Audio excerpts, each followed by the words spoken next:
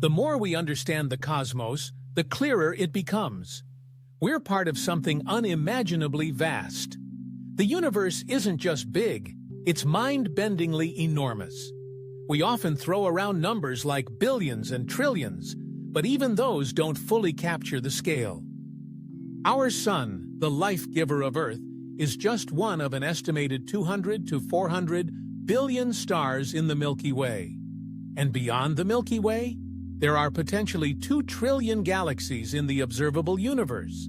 Some galaxies are even larger than ours, housing more stars and, by extension, even more planets. So here's the question. With all that real estate, all those stars, all those planets, could Earth really be the only place where life has taken root? To many in the scientific community, the answer is becoming increasingly clear. No. Let's put the scale into perspective. The Milky Way galaxy alone is about 100,000 light-years across, and it would take light, the fastest thing in the universe, that long just to travel from one side of it to the other. A single light-year is nearly 6 trillion miles. Even at the speed of our fastest spacecraft, it would take tens of thousands of years to reach even our closest neighboring stars. And yet, this is just the beginning. When you look up at the night sky, the stars you see aren't shining in real time. You're looking back into the ancient history of the cosmos. The light from those stars began its journey millions, sometimes even billions of years ago. In fact, some of the starlight reaching Earth tonight began its trip long before Earth itself even formed. We are essentially time travelers, glimpsing into the distant past every time we gaze into space. And the deeper we look, the more we realize the numbers are simply too large for us to be alone. There are more stars in the universe than grains of sand on all the beaches of Earth. Some scientists estimate that, statistically, there could be billions of Earth-like planets in just our galaxy alone, not to mention the countless galaxies beyond. So what are the odds that not a single one of them harbors life? Slim, at best. In fact, science is beginning to move away from the question of whether alien life exists, and instead focusing on how soon we will find it. The shift is not philosophical, it's based on data, and it's accelerating. Just a few decades ago, we had never seen a planet outside our own solar system. The concept of exoplanets, planets that orbit other stars, was the stuff of science fiction. But all of that changed in 1995, when astronomers detected a planet orbiting a star called 51 Pegasi. It was a massive gas giant about 40 light-years from Earth, and its discovery rocked the scientific world. It confirmed something extraordinary. Our solar system is not unique. Since that day, thanks to improved telescopes and advanced data analysis, astronomers have discovered thousands of exoplanets, some rocky, some gaseous, some burning hot, others frozen solid. Many of them orbit in what's called the Goldilocks zone, the perfect distance from their star where temperatures allow liquid water to exist. Not too hot, not too cold, just right for life as we know it. This discovery has changed everything. One astronomer at the forefront of this revolution is Deborah Fisher, a leading planet hunter from San Francisco State University. She and her colleagues have helped identify over 130 exoplanets, and they believe that's just the tip of the cosmic iceberg. Fisher's technique involves measuring the wobble of a star. If a planet is orbiting that star, its gravity tugs on the star slightly, causing a tiny wobble. With today's instruments, scientists can detect movements as small as a few feet per second, from billions of miles away.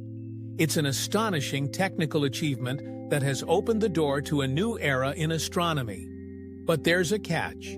Most of the planets we've discovered so far are giant gas planets, similar to Jupiter or Saturn.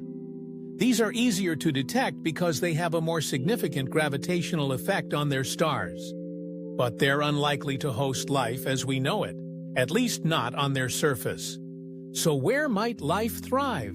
Scientists believe that small, rocky planets, like Earth, Mars, or Venus, offer the best chances. They have solid surfaces where chemicals can interact and form the complex molecules necessary for biology. But it's not just about having a rocky surface. The planet must also be the right size and be in the right location. If a planet is too small, it won't have enough gravity to hold on to an atmosphere. Without an atmosphere, water would evaporate into space or freeze solid. If it's too close to its star, like Venus, any water would boil away. If it's too far, like Pluto, it would remain locked in ice. Earth is unique because it's right in the sweet spot, the Goldilocks zone, and has been for billions of years.